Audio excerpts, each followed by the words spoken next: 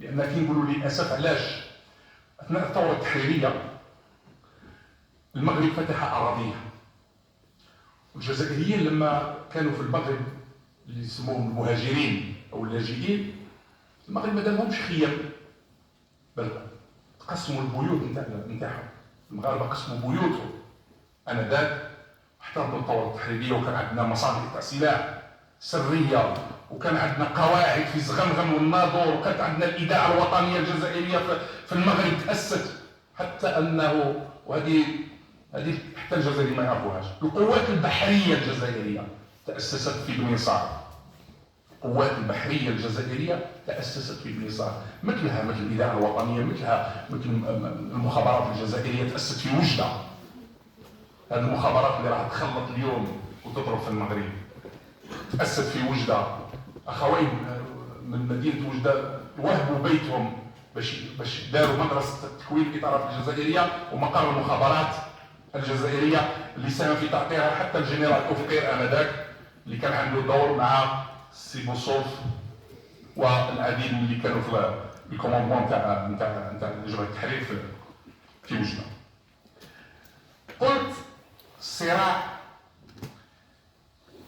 يعني هذا النزاع المفتعل اللي جذوره نصب واحتيال هو يعني لا ديرنيير ايتاب، الحلقه الاخيره، لا ديرنيير ايتاز. وانا دائما نقول بان حل الخلاف بين المغرب والجزائر يجب ان نرجع الى اصل الصراع، اصل الصراع اللي كانت متوفره النيه الصادقه.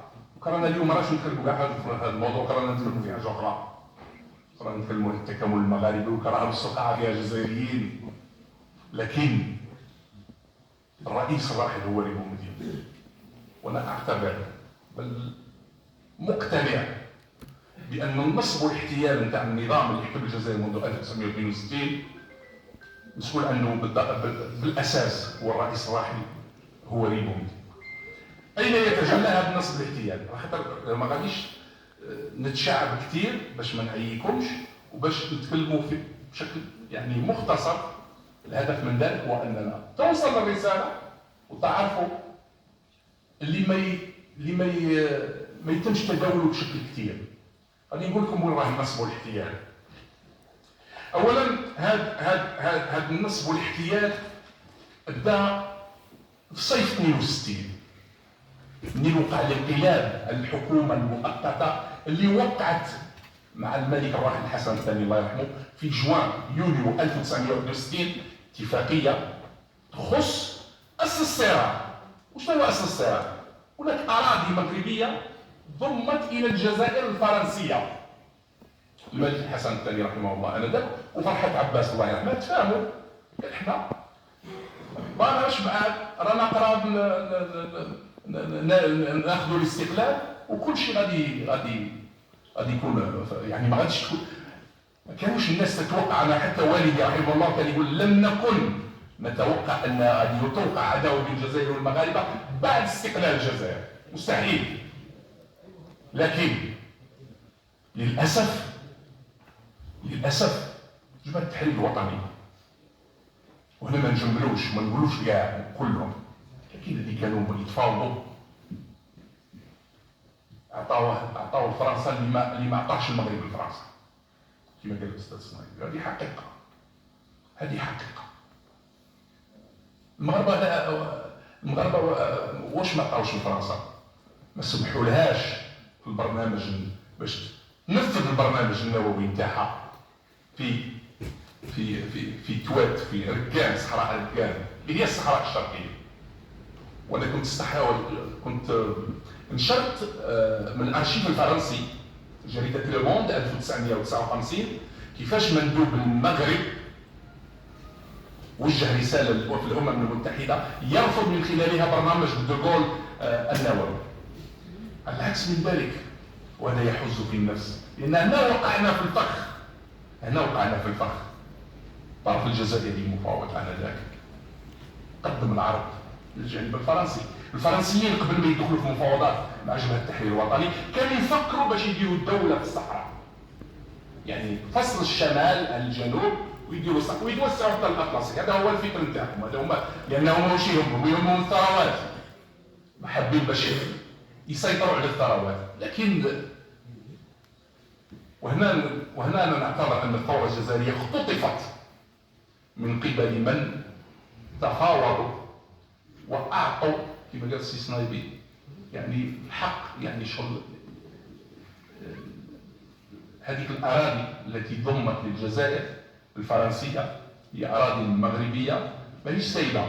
أنا كنت تكلمت خصوصا منطقة تيليكرت، لأن لما دخلت الجيوش الفرنسية من نهاية القرن التاسع عشر وبدأت تتوسع، كانت كي تتوسع تلقى إدارة مغربية، كانت تلقى العملة المغربية، كانت تلقى القياد، بشوات، قضاة، وهذه معناها أنه كانت هناك روابط سيادية بين تلك المناطق اللي راها اليوم تحت سيادة الجزائر وبين يعني سلطان المغرب والدولة المغربية.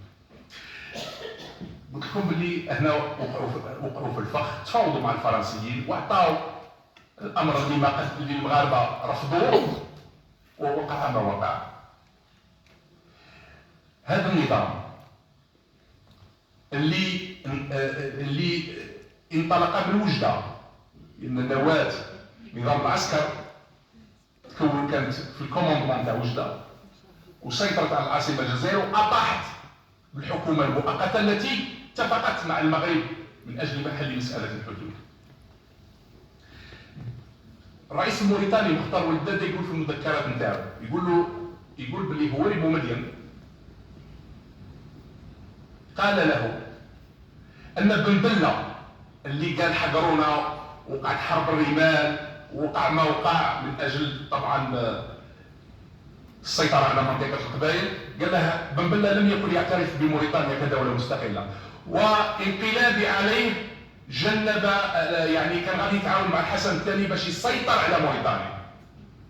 علاش نقول لكم بلي الرئيس الراحل هو بومدين هو المسؤول الاول على هذه العمليه نتاع النصب والاحتيال التي مارسها هذا النظام في المنطقه نتاعنا، لان المنطقه نتاعنا تعاني من خلل جيوسياسي.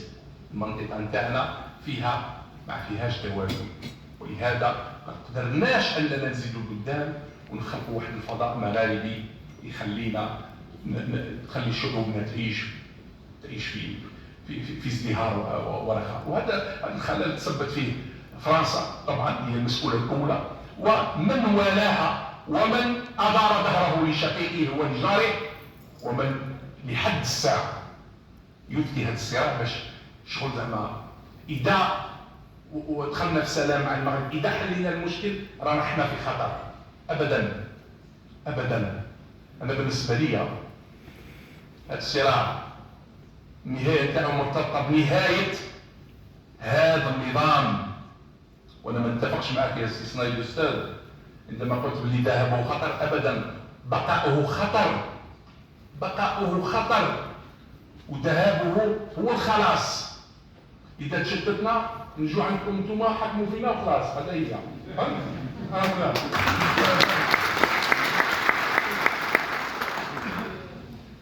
نرجع للمساله نتاع النصب والاحتيال.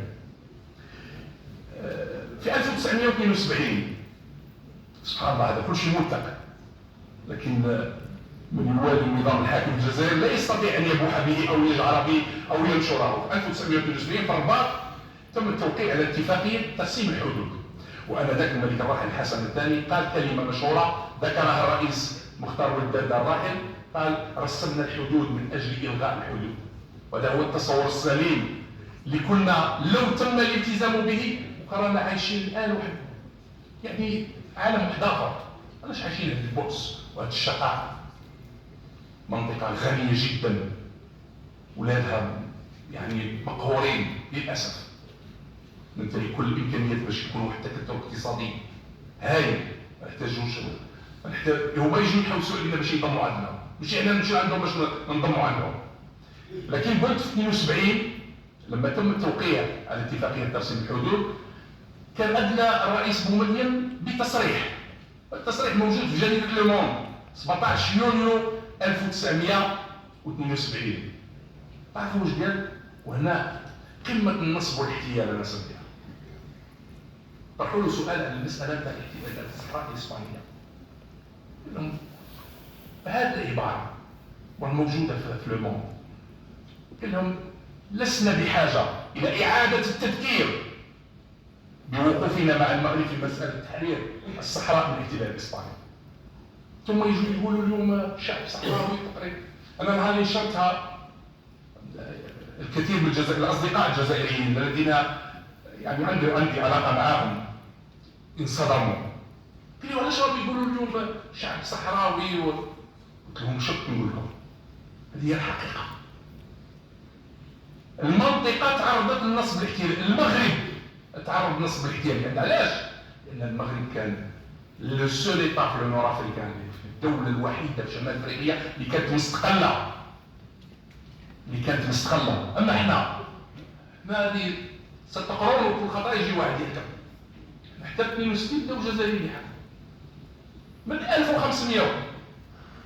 وهذا هو الفرق بين المغرب والجزائر. انتم عندكم استمرارية الدولة لمدة 12 قرن، والحمد لله هذه أكسبت المغرب واحد الحكمة واحد الرزانة خلاتنا نتجنبوا الأسوأ في المرحلة الحالية. لأنه كان عندكم المسار كما اللي عندنا احنا رانا مطاحنين اليوم، راه جبهات القتال مفتوحة. لكن المغرب بلد عريق، وانا يحس في نفسي اننا لم نستفد من عراقة جارنا هذه 60 سنة. لم نستفد. شكون حكموا بنا؟ هذه العصابة النصابة المحتالة الذين ما زالوا يرددون الأكاذيب ويغالطون الرأي العام في الوطن بخصوص مسألة حاولوا من خلالها خلق الشيء من العدم. حاولوا يخلقوا منوال قصة شعب صحراوي. بعد مرة أحد الانفصاليين هو مسؤول في ما يسمى بسفارته في مدريد، قلت له الصحراوي كاين حتى في مصر وفي ليبيا.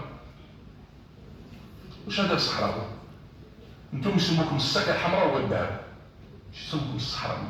الصحراوي موجود من اقصى الصحراء الشرقيه الافريقيه، من القنت للقنت. وبالتالي هذه خلقها النظام باش يبقي سيطرته على الجزائر وباش ما يحلش المشكل الحقيقي.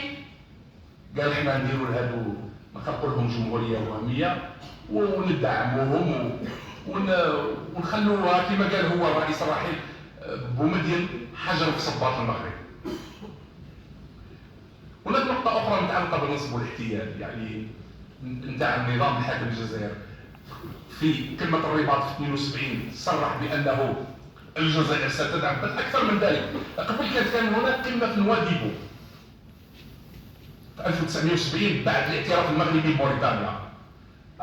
مشاو بعيد كيتلاقوا في نواديبو يديروا إذاعة ويدعموا باش يوعوا الناس اللي في الصحراء الإسبانية. هذه الجزائر آنذاك. الجزائر راه تدعم في المغرب باش يحرر الصحراء. ثم كاين واحد المحطة أخرى اللي تبين بلي هذا النظام نصاب ومحتال. قمة الرباط أكتوبر 1974 البند 13. وش يقول هذا البند 13؟ جامعة الدول العربية تجدد دعمها للمغرب من أجل تحرير الصحراء. وشو الموقع؟ هو البند.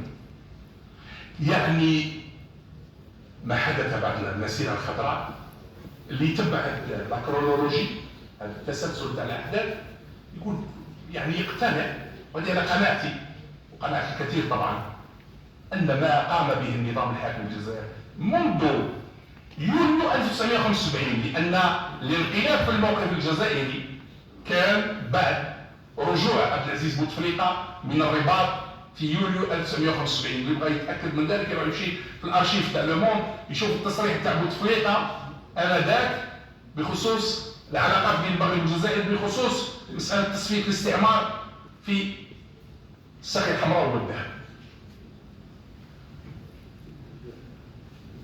وهنا أستحضر معكم يعني باش نثبت لكم بأن النظام الحاكم في بلادي للأسف نصاب ومحتال.